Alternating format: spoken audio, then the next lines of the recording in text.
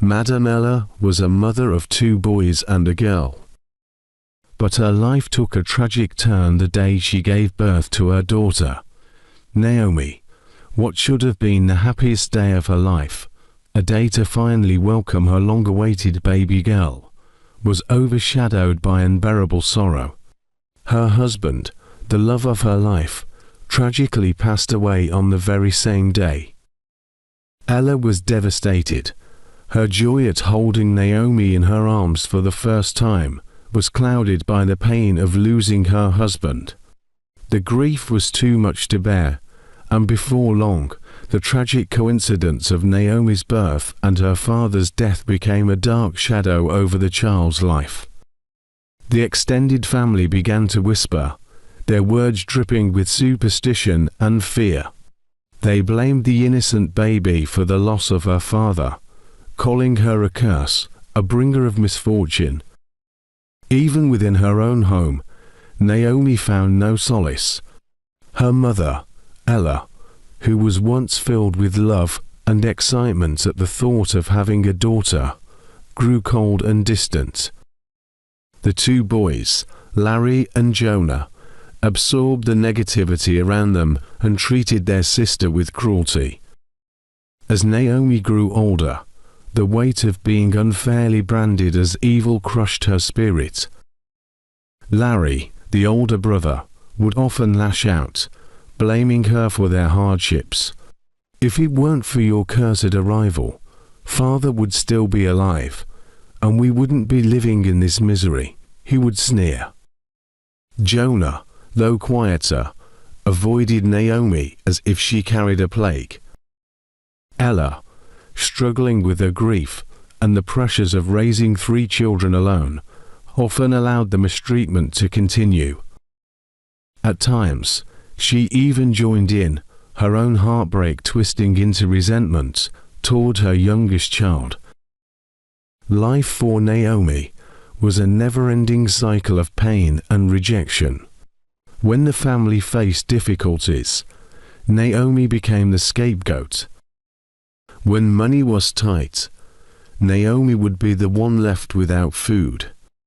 On some nights, she would be locked outside in the cold, her cries echoing into the silence of the night. Her only companions were her tears, which she cried silently, hoping no one would hear her pain. Naomi grew accustomed to the shadows, hiding her sorrow from a family that didn't want her. She learned to endure the hunger, the cold, and the aching loneliness. On a fateful day, when Naomi turned 10 years old, their lives took another harsh turn. The landlord, an old man with a stern face, arrived unexpectedly at their home. He stood at the doorway, his voice cold and firm as he addressed Ella. "I've come to serve you a quit notice," he said bluntly. "You have less than 48 hours to vacate this house. If you don't leave by then, my boys will throw you and your belongings out. Unless, of course, you pay the rent you owe me." Ella's heart sank. She immediately dropped to her knees, clasping her hands together in desperation. "Please, sir," she begged, tears streaming down her face. "Just give me a little more time. I'll find a way to pay, I promise." The landlord didn't even glance at her. He turned and walked away, his steps echoing down the hallway. His cold indifference left Ella devastated. She collapsed onto the floor, her tears flowing freely as she sobbed uncontrollably. Hearing the noise, Naomi cautiously walked into the sitting room. She saw her mother crying and approached her with concern. "Mom," she said softly, her young voice trembling, "everything will be fine. Please don't cry." But Naomi's words, meant to comfort, only ignited Ella's buried anger. She suddenly turned to Naomi, her face twisted with rage. "Why are you even talking to me?" she shouted. "Aren't you the reason for all my suffering? If you hadn't been born and killed your father, would I be struggling like this? would I be worrying about rent, school fees, feeding, and everything else? It's all your fault." Naomi froze, her eyes wide with shock. Her mother's words cut deep into her heart. Tears welled up in her eyes, and she burst into uncontrollable sobs. "Mom," she cried, her voice shaking. "Why does everyone think I killed my own father? Even you, Mom. Why do you hate me so much?" Ella's face suddenly changed, her eyes widening in fear at Naomi's words. For a brief moment, guilt flashed across her face, but it quickly turned into anger again. "Shut your dirty mouth," she screamed, "you evil child. Don't ever talk to me like that again." Naomi, trembling and hurt, ran out of the room, her sobs echoing through the house. Ella sat back, her face buried in her hands, overwhelmed by emotions she couldn't explain. That evening, Genevieve, Ella's best friend, came to visit after hearing about the landlord's harsh ultimatum. Genevieve entered the small, dimly lit living room, her face full of concern.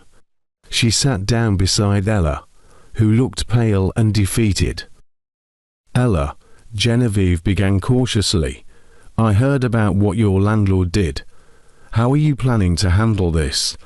I would have helped if I had any money, but I'm completely broke right now." Ella couldn't hold back her emotions. She burst into tears, her voice breaking as she spoke. "Where will I get that kind of money, Jen? Where will I even move to? I'm so confused and scared. I don't know what to do." Genevieve leaned forward, her expression serious.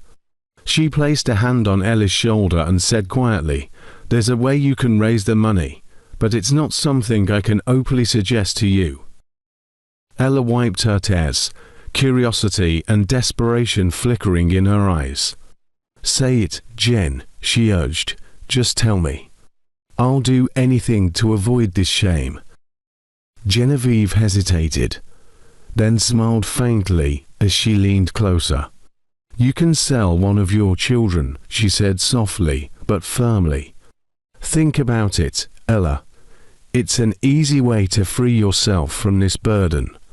Do you know how stressful this life is? You could end up with a stroke if you keep living like this. Sell one of them and start over. Live your life fully." Ella's eyes widened in shock. She pulled back and stared at Genevieve in disbelief. "How dare you suggest something like that, Jen?" she snapped. "I could never sell any of my children. God forbid." Genevieve sighed deeply, shaking her head as though Ella was being naive. "Listen to me, Ella," she continued, her tone more insistent now. "Sell that ill-fated child, Naomi. She's the one bringing you all this trouble. Get rid of her, and you'll finally have peace. You deserve to live a better life." Ella was silent for a moment, the words hanging heavily in the air. Then, to Genevieve's surprise, a slow smile crept onto her face. "Maybe you're right," Ella said, her voice calm but unsettling. "That child has caused me nothing but pain. If I get rid of her, I might finally be free." Unbeknownst to them, Naomi had been standing near the door, silently listening to their conversation. Her heart broke with every word. Tears streamed down her face as she carefully walked away, her tiny footsteps muffled by the sound of her mother's voice. Naomi retreated to her small corner of the house, her chest heaving with silent sobs. "Please, God," she whispered, clutching her hands tightly together. "Don't let her do this to me. Change her mind, please." That night, Naomi didn't sleep. She lay awake, wondering if her mother's love for her had truly vanished, or as there was still hope for her family to heal.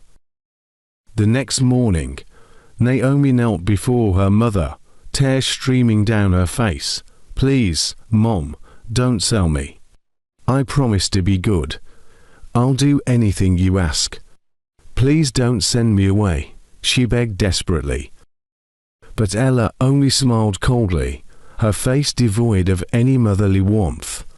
"Someone must be sacrificed for this family to have peace," she said calmly.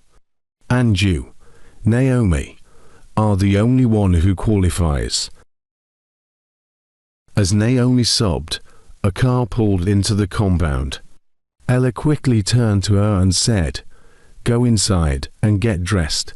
Naomi hesitated, her heart sinking, but she obeyed, dragging her feet as she went to change. When Naomi returned, the woman who had arrived, named Liza, gestured to one of her men. He handed Ella a large bag of money. Without another word, Liza opened the car door, and Naomi was ushered inside. The car sped off, leaving Ella holding the money and Naomi staring helplessly at the home to never see again. Upon arrival at Liz's home, the woman's demeanor changed. Her face twisted in anger as she turned to Naomi. "You're not meant to stay in my house," she said sharply. "I bought you to resell you. Tomorrow, you'll be gone. I'll make double the money I paid your mother." Naomi stared at her in shock, but Liza continued, her tone harsh. "Tonight, you'll sleep on the veranda. I don't want your bad luck infecting my house. I've already been told about you and what you're capable of." Naomi shuffled outside, tears streaming down her cheeks.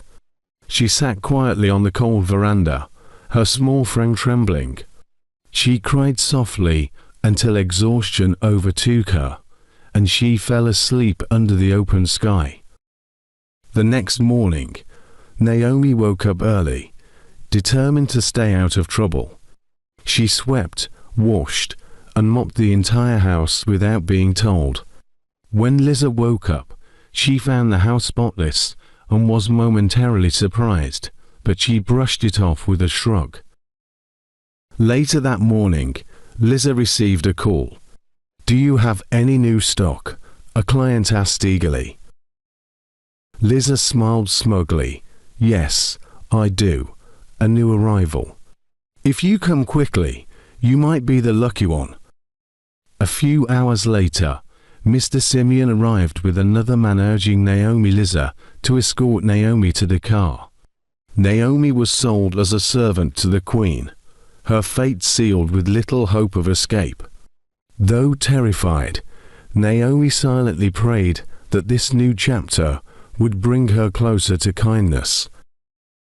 Back at Naomi's house, Ella and her two sons, Larry and Jonah, appeared to be living a life of newfound peace and comfort. With the money she received from selling Naomi, Ella had started a small business. She was now able to pay her house rent, clear her son's school fees, and even put food on the table without worrying. The house, once filled with tension and complaints, seemed lighter, almost as if Naomi had never existed. Her name was never mentioned, and the family carried on as if she were a distant memory. On a quiet Saturday afternoon, after finishing their lunch, Larry and Jonah sat in the living room with their mother. The television played softly in the background, but their conversation soon shifted to the changes in their lives. "Life is so sweet without Naomi," Larry said, leaning back on the couch with a contented smile. "Ever since she walked out of our lives, everything has been peaceful. Things are finally going well for us." Jonah, who rarely spoke much, nodded in agreement. "It still surprises me how she packed her things and left just like that," he added. "Our prayers really worked. We asked for peace, and now we have it. Life feels so much better." Ella, sitting nearby, listened with a quiet smile. She folded her arms and leaned back, her expression filled with satisfaction. "I think you're right," she said, her voice calm but firm. "Naomi must have truly been the source of our problems. Do you know," she continued, "the very day she left, my old friend found me and gave me a lot of money. It was like a miracle. Since then, everything has been falling into place. We're finally free from her bad luck." Larry grinned. "I'm so happy she's gone," he said. "We're living a good life now, without her constant trouble." Jonah nodded again, adding, "She was nothing but a burden. Now we can focus on what really matters, ourselves." Ella chuckled lightly, feeling a strange sense of relief. For the first time in years, the weight she believed Naomi had placed on their lives seemed to have lifted. The three of them sat together, basking in what they saw as a new beginning. Life in the palace was nothing short of a nightmare for Naomi. Despite her efforts to stay out of trouble, she was always treated poorly.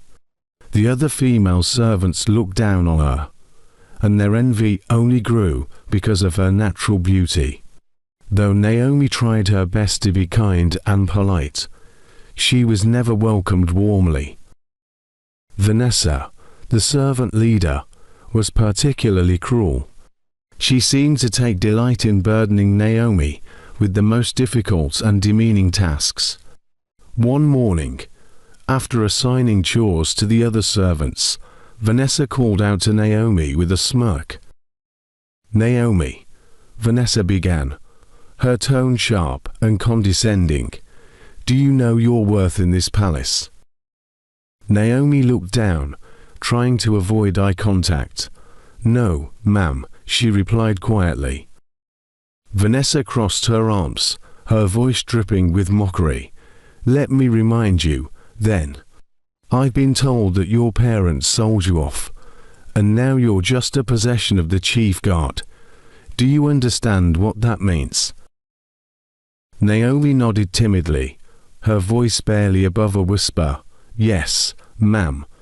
It means I'm here to serve as a slave for the rest of my life," she finished, her voice trembling with resignation. Vanessa laughed coldly, her eyes gleaming with malice. "Exactly. You're nothing more than a slave, and don't you ever forget it." She stepped closer, her face inches from Naomi's. "Now, stop wasting my time and listen carefully. I want you to clean the gutter beside the Queen's apartment. Make sure it's spotless. Not a single speck of dirt should remain, or you'll regret it." Naomi nodded obediently. "Yes, ma'am," she said softly, suppressing the tears threatening to spill. She quickly turned and rushed out, determined to complete the task without complaint. When Naomi reached the gutter, she knelt down and began scrubbing with her bare hands. The cold, slimy water splashed onto her clothes, but she didn't stop. Her only focus was to finish the job and avoid further punishment. As she worked, one of the other servants passed by and stopped to stare. "Naomi," the servant called out, her voice laced with curiosity. "Are you being punished? Cleaning the gutter is only for those who have done something wrong." Naomi paused and looked up, her eyes red from holding back tears. "No," she said quietly, "I didn't do anything wrong. I don't know why Vanessa hates me so much." The servant shook her head, her expression a mix of pity and amusement. "Well, let me warn you. This job can take up to 2 days, and during that time, you're not allowed to eat or drink until Vanessa decides you're done." Hearing this, tears streamed down Naomi's face. She bit her lip, trying to stifle a sob as she resumed scrubbing the gutter. "Why is this happening to me?" she whispered to herself. "What did I do to deserve this?" But deep down, Naomi reminded herself to stay strong. She couldn't let their hatred break her spirit. With each stroke of her hand against the dirty gutter, she silently prayed for strength and for a day when she might find peace and kindness in her life. Years later, life in the palace had settled into a routine. But everything changed one fateful day when the Queen summoned all the male and female servants to the Grand Hall.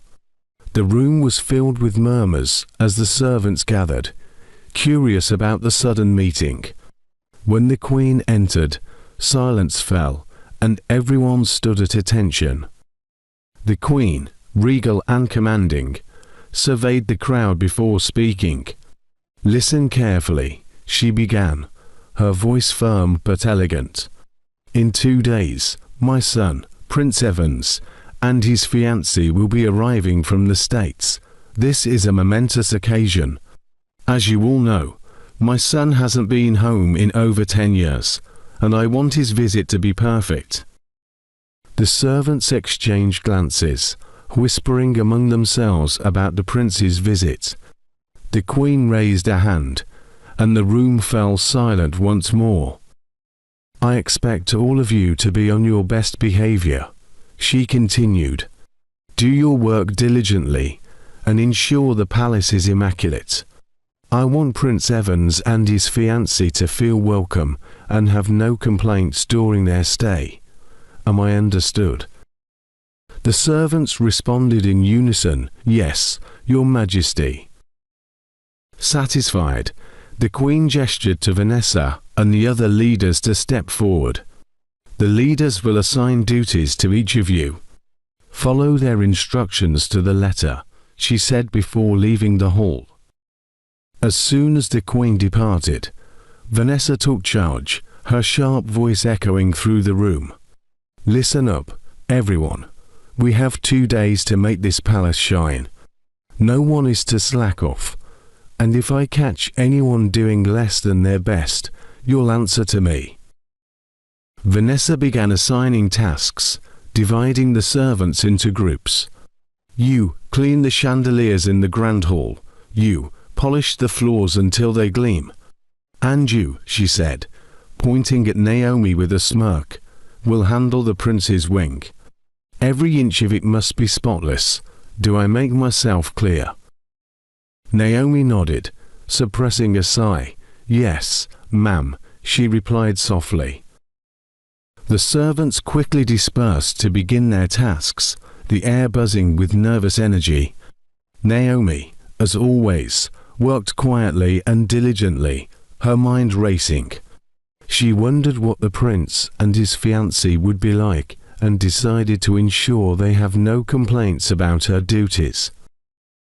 A few days after Prince Evans and his fiancée, the future Queen Belotha, arrived at the palace, her true nature began to surface.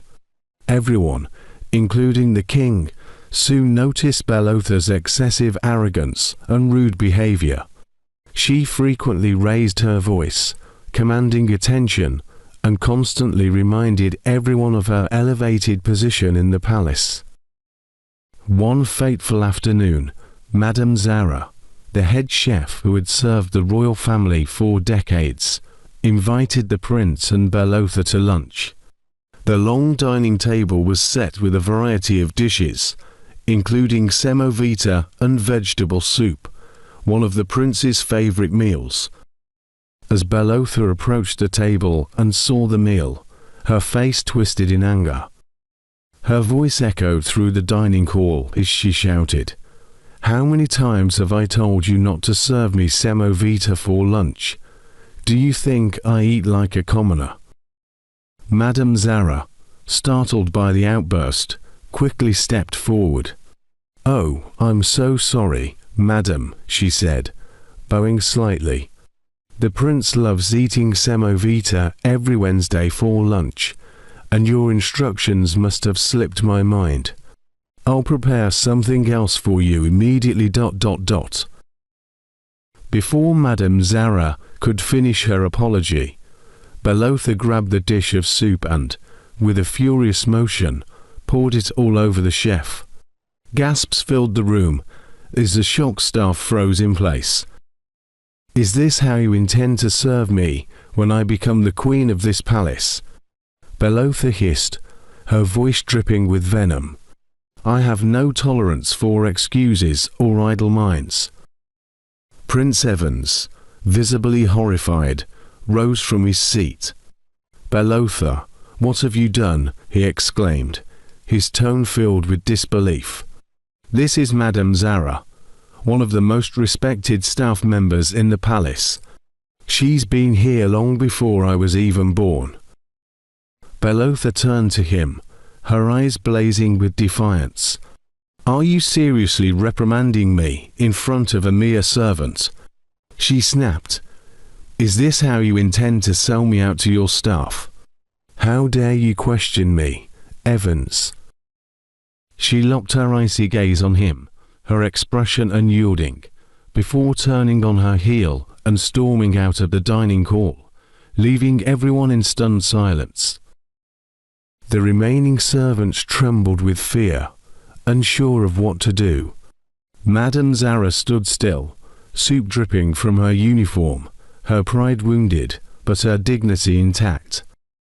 Naomi, who had been assigned as Belotha's personal attendant, felt her heart race.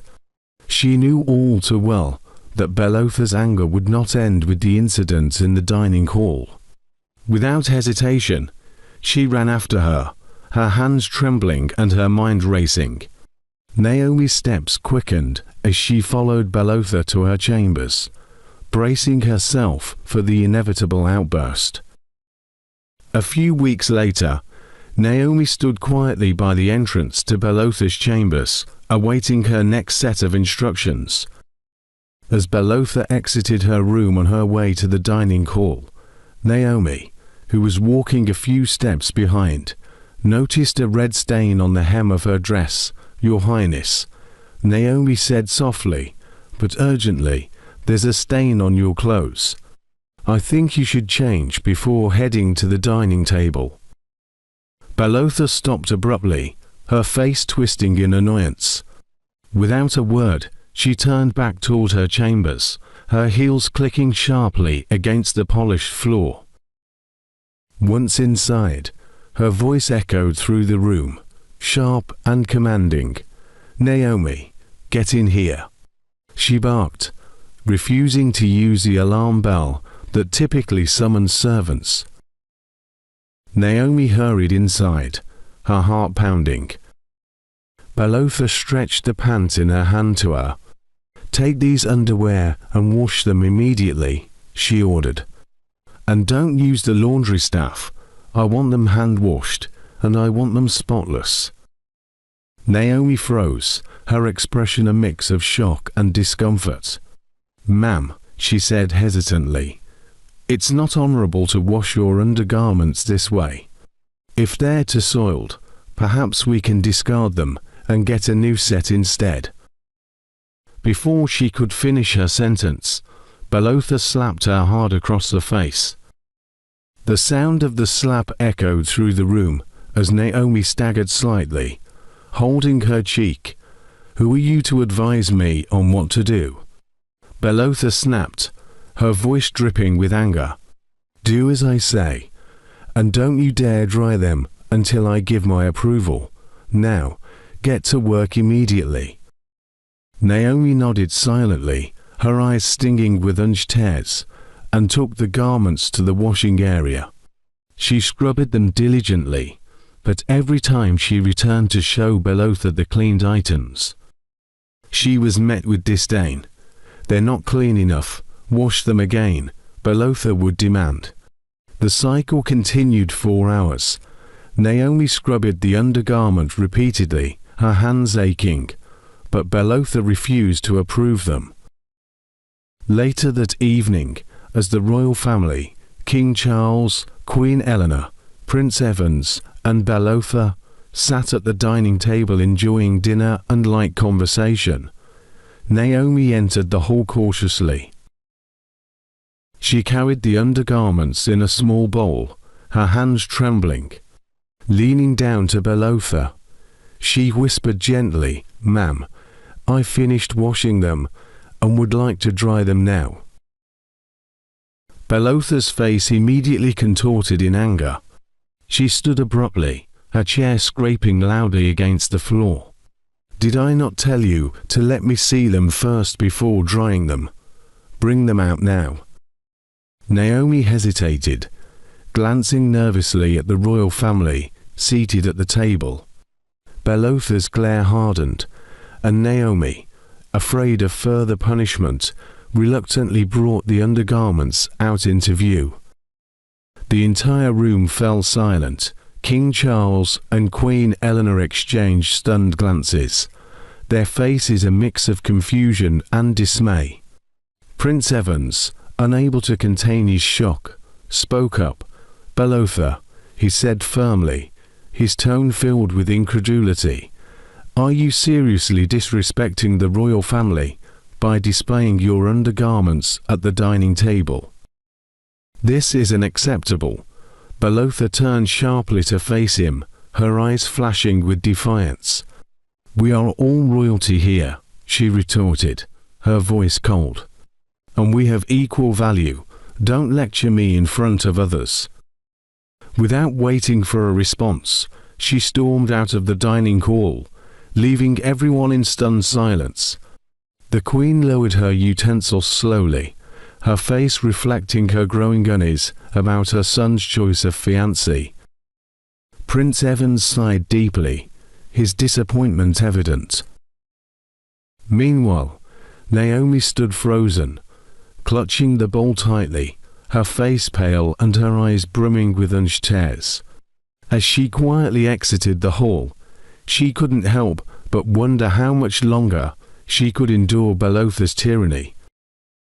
King Charles summoned his son, Prince Evans, to his private chamber for a crucial discussion.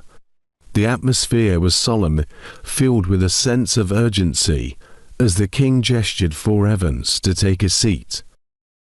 "Evans," the king began, his tone measured and deliberate. "After much deliberation with my council, we have decided that the time has come for your official coronation as Crown Prince. The ceremony is scheduled to take place into market days." Evans' eyes widened slightly, but he nodded respectfully, acknowledging the weight of his father's words. "There's more," the king continued. "Following your coronation, we expect you to proceed with your marriage to Belotha. It's time to solidify your position and focus on your responsibilities. Once the wedding is concluded, I want both of you to return to the States. It's important that you take some time to address certain issues before your next visit to the palace." Evans shifted uncomfortably, but maintained his composure. "Thank you, Your Majesty," he said, bowing his head slightly. "I appreciate your guidance and understanding.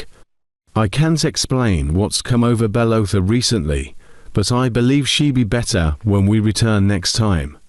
I'll do my best to ensure she's in a better place emotionally and mentally." The king studied his son closely, his expression a mixture of concern and resolve. "Very well," he said. "But for now, I need you and Belotha to take some time to reflect and prepare yourselves. There's no room for distractions during your coronation or wedding. Sort out whatever needs fixing." Evans nodded again, his voice steady. "Yes, Your Majesty. I'll make sure everything is in order." The king gestured for him to leave, signaling the end of the discussion. As Evans exited the chamber, his thoughts raced. He knew his father's expectations were clear, but deep down, he wondered if Belotha was ready to embrace the responsibilities that lay ahead. The palace buzzed with activity as the stylists and fashion experts worked diligently to transform Belotha into the most stunning bride.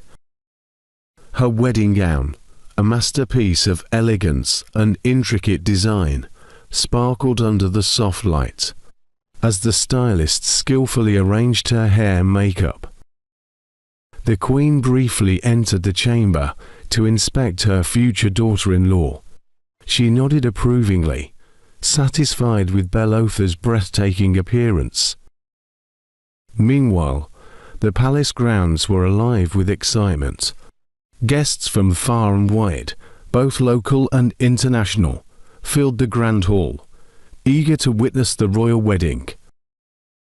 The event was a spectacle, with dancers, singers, and the charismatic master of ceremonies captivating the crowd.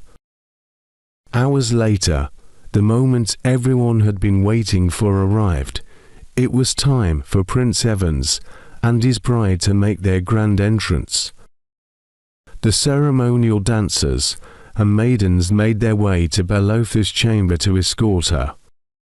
As they entered, they were met with an unexpected scene. Naomi, sobbing quietly, clutching a letter. Vanessa, the maid leader, immediately frowned, her eyes narrowing in suspicion. "Naomi," Vanessa snapped, "where is Belotha, and why are you crying?" Through her tears, Naomi stammered, I came in here just a few minutes ago to let her know it was time for her entrance, but she wasn't here. I found this letter on the center table." Vanessa snatched the letter from Naomi's trembling hands and quickly read through its contents. Her face darkened with each word, and when she finished, she looked up with fury. "It seems," Vanessa said coldly, "that Belotha has abandoned the wedding. She's run away." The room fell into a shocked silence. The other maidens exchanged nervous glances, and Naomi's sobs grew louder. Vanessa turned her glare back to Naomi. "Do you have any idea what this means? The royal family cannot afford this humiliation. Someone has to take the blame, and you're the sacrificial lamb for this disaster." Naomi dropped to her knees, clutching at Vanessa's feet. "Please, don't punish me for something I didn't do. I beg you, have mercy." Vanessa yanked her feet away, hissing in disdain, "Mercy? There's no time for that. The wedding must proceed at all costs. You'll take Belotha's place. We'll dress you in her gown and disguise you as the bride. You'll act the part until the ceremony's over. After that," she trailed off ominously. Rita, one of the younger maidservants, whispered fearfully, "The king might have her executed if he finds out." Naomi's heart pounded in her chest as the reality of her situation sank in. Tears streamed down her face as the maidens hurriedly began dressing her in Belotha's gown. Despite her protests, she knew there was no escaping the role forced upon her. "Do as you're told," Vanessa barked. "If you don't perform perfectly, it will cost you your life anyway." Naomi swallowed her fear and nodded, whispering her usual silent prayer, "Father Lord, let me find kindness today and always." The grand event reached its peak as the dancers and servants escorted Prince Evans and his bride, Naomi, disguised as Belotha, to the celebration. The atmosphere buzzed with excitement as the royal couple danced gracefully, their movements synchronized to the rhythm of the traditional music. Naomi's composure was impeccable, her every step exuding elegance and poise. Her face remained veiled throughout the evening, in line with palace tradition, and she avoided any direct conversation with Prince Evans. The prince, though observant, noticed her unusual silence. However, he assumed she was making an effort to mend her reputation and chose not to question her behavior. As the festivities wound down, the couple was escorted to a luxurious hotel suite for their first night together as husband and wife. Vanessa, ensuring her plan went unnoticed, supervised every detail. Before leaving, she discreetly spiked Prince Evan's drink with a small amount of alcohol, hoping to ensure a smooth transition of her deceit. Naomi, burdened with the weight of her secret, sobbed quietly as she followed the instructions given to her. "Do not alert Prince Evans of your true identity," Vanessa had warned. "Stay calm and play your part." Unaware of the deception, Prince Evans shared the night with Naomi, his mind clouded by the alcohol and the assumption that he was with his bride, Belotha. Naomi, unable to protest, endured the night in silence, her heart breaking with every moment. When morning came, the truth unraveled. Prince Evans woke up and turned to see Naomi sitting beside him, her eyes swollen with tears. Confusion and anger flashed across his face. "What are you doing here?" he demanded, his voice sharp and filled with disbelief. "And where is my wife?" Naomi trembled under his gaze, struggling to find the words to explain, reached out with shaking hands and handed him a letter. "Your Highness," she whispered, her voice barely audible, "this letter is for you." Prince Evans snatched the letter, his mind racing with questions as he tore it open. Watch out for part 2. Find out what happened to Naomi. Hello besties. What are your takeaways from this story? Please share them with us in the comment section. We'd love to hear your thoughts.